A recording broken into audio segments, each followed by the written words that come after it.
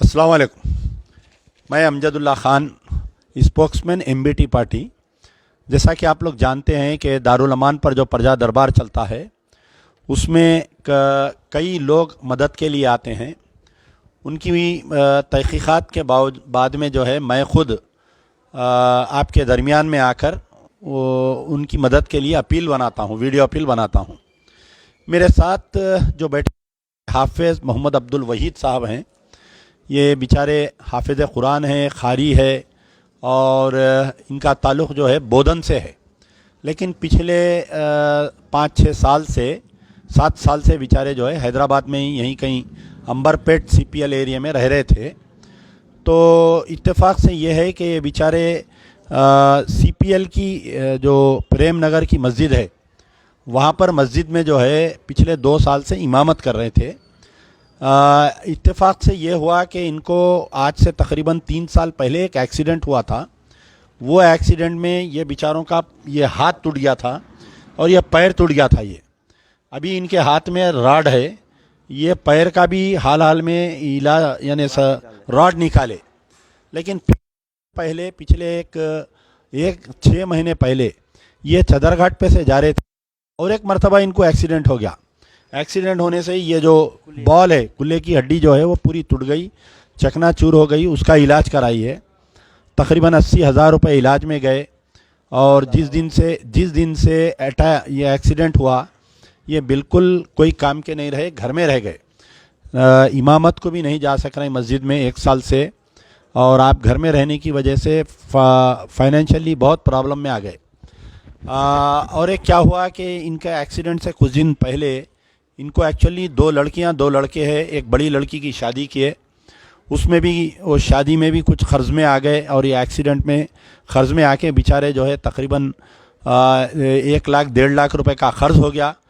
जो रिश्तेदारों से इन्हों जो कर्ज लिए वो रिश्तेदार इनको जो है बहुत तंग कर रहे हैं कि कर्ज वापस करने के लिए। कोई रिश्तेदारों में जो है कुछ सोना रहन रख के इनको कर्ज दिए थे, तो वो लोग इनको वो सोना छुड़ा के वापस देने के लिए तंग कर रहे हैं। और एक दूसरी चीज़ ये है कि इनका इलाज नहीं करा सक रहे हैं बेचारे, पैसे नहीं रहने की वजह से। जो इनका इलाज कंटिन्यू कराना, जैसा हाथ में रॉड निकालने का टाइम आ गया वो रॉड नहीं निकाल सक रही। और इनकी जो सेकंड लड़की है वो BPC से इंटरमीडिएट कंप्लीट कर चुकी है, ग्रेजुएशन करना चाह रही है, लेकिन 1 साल से घर में बैठ गई। वालिद ना ग्रेजुएशन में एडमिशन नहीं दिला सक रहे, फ़ीस नहीं दे सक रहे उन्होंने, और बच्ची के अखराजात नहीं उठा सक रही। 2 लड़के, एक लड़का इंटरमीडिएट में है, एक लड़का 10th में, उसकी भी फ़ीस नहीं देने की वजह से अब एग्ज़ाम्स आ रहे हैं। वो एग्ज़ाम्स में इनको बेचारों को नहीं बिठाने का स्कूल के मैनेजमेंट और कॉलेज के मैनेजमेंट की तरफ से बहुत ज़बरदस्ती हो रही है। तो बहरहाल हमारी गुजारिश है कि हम जो है पिछले कुछ 3 महीने का बेचारे किराया भी बाकी है, 5,500 रुपये किराया है, 3 महीने का किराया बाकी है। तो बहुत मजबूर है बेचारे। 1 महीने से मेरे पास मुसलसल आ रहे थे। ये आप लोगों को मालूम होगा कि आज से कुछ दिन पहले बोधन के करीब में एक पेंटा खुर्द बोल के एक मुकाम है, जहाँ पर एक मस्जिद की तामीर को गांव में एक फ़िरका परस्त ने कोर्ट में केस डाल के मस्जिद की तामीर रुका दिया था। तो बेचारे वो मस्जिद की तामीर में भी खिदमत कर रही, यहाँ रहते हुए इतनी मजबूरी में वहाँ गांव में मस्जिद भी बना रही वहाँ पर। तो तकरीबन 1 साल से कोर्ट कचहरी में भी फिर रहे बेचारे, वकील करने जाना, वहाँ गांव में जाना। तो मेरे को भी लेके गए थे वहाँ पर गांव में। तो बेचारे बहुत पहले तो वीडियो बनाने के लिए राज़ी नहीं हुए। मैं बोला भाई जब तक आप अपनी दास्तान नहीं सुनाएंगे तो कौन मदद करेंगे आपकी। आप घर में बैठे बैठे बच्ची की तालीम तर्क हो जा रही, 3 महीने का किराया नहीं दे सके, मकानदार ज़बरदस्ती कर रहा। वो जो कर्ज जिससे लिए थे बच्ची की शादी में और ऑपरेशन में, जो कर्ज लिए थे वो कोई रिश्तेदार अपना सोना रहन रख के इनको दिए, उनके घर में किरकिरियाँ चल रही। तो बहरहाल जो भी साहिब खैर हाफिज़ कुरान है, अल्लाह की कुरान आपके सीने में है और इमाम हैं, अगर जल्दी से जल्दी अच्छे हो जाएंगे तो बेचारे फिर से इमामत करेंगे। इनका गूगल पे नंबर है 9666133435। इनका नंबर है 9666133435 है। मैं हमारे हाफिज़ मोहम्मद अब्दुल वहीद साहब से गुजारिश करूंगा कि वो आपसे अपील करें।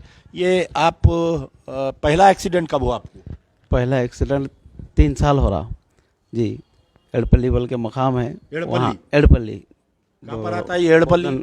बोधन से पहले है, हाँ, एक 15 किलोमीटर बोधन से पहले एड़पल्ली में जो है, बाइक से गिर गया हाँ, एक स्पीड ब्रेकर पे, हाथ पैर दोनों टूट गया उस वक्त में। हाँ, तो वहाँ निज़ामाबाद में अमृता लक्ष्मी में इलाज कराए, फिर ऑपरेशन फेल हुआ। 1 साल के बाद जो है फिर उसकी राड निकाले, पानी जा रहा था, फिर 1 साल भी नहीं हुआ, फिर ये एक्सीडेंट यहाँ पर चादर घाट के पास या हुआ। कहाँ चादर घाट पे हुआ ये? जी, चादर घाट के सिटी कब मॉडल हुआ ये चादर घाट का ने?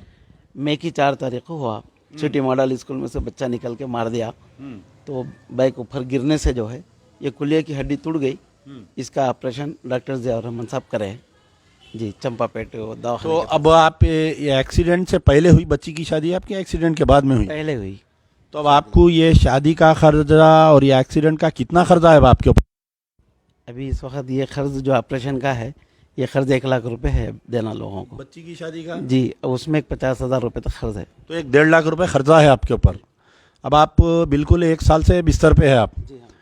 तो अब आप कुछ 3 महीने का किराया भी बाकी है बोले? जी हाँ, 3 महीने मकान का किराया देना है। यूँ तो करके वहाँ से यहाँ से लेके खर्च लेके अपन किराया दे रहे, फिर भी 3 महीने और बाकी रह गए। अब आप एक्चुअली ये वीडियो बनाने का मकसद ये है कि ऐसे फैमिलीज़ को कोई परमानेंट डोनर, अब इनको 1 साल तक अगर कोई हर महीना इनका घर का किराया, इनके अखराजात दे दिए तो बेचारे 1 साल इनको अच्छा होने। और एक सर्जरी है इनकी अभी, इनके हाथ में जो रॉड है वो निकालना है, फिर वो अब वो बॉल टिकता नहीं मालूम, फिर क्या और एक सर्जरी करके इनको नया बॉल डालना पड़ता। तो बहरहाल हाफिज़ कुरान है, मैं बार बार ये इनकी अपील इसलिए कर रहा हूँ कि अल्लाह की किताब है इनके सीने में, अल्लाह ताला इनको हाफिज़ बनाया है। और इतनी मजबूरी के बावजूद भी आप देखिए, मुझे हंसी भी आई कि आप खुद इतने मजबूर है, घर का किराया 3 महीने का नहीं दे सक रही, लेकिन यहाँ से बोधन जा रही, वो कोट की जो मस्जिद पेंटा खुर्द में जो मस्जिद 1 साल पहले तामीर करे थे, 1 साल से वो मस्जिद का काम रुका हुआ है। आप लोग जो मेरा सोशल मीडिया देखते हो उन लोगों को मालूम है, मैं निज़ामाबाद गया था तो अरेस्ट कर लिए थे, वो इनका ही था, यही मौलाना लेके गए थे मेरे को वहाँ पर। तो इंशाल्लाह उसकी भी कार्रवाई कर रहे हैं बेचारे, वकील कने जाना और हाई कोर्ट जाना, फिर उसके बाद में वहाँ गाँव में जाना, फिर अब अपनी खुद परेशानी देखना, कहीं इमामत नहीं कर सक रहे हैं बेचारे। तो बहरहाल जो भी साहिब खैर इनकी मदद करिए, अल्लाह ताला आप लोगों को इसका अजर दे। मैं तमाम से दुआ करता हूँ कि हमारे हाफिज़ साहब की सेहतियाबी के लिए भी दुआ करिए। शुक्रिया। यार जिंदा सोबत बाकी।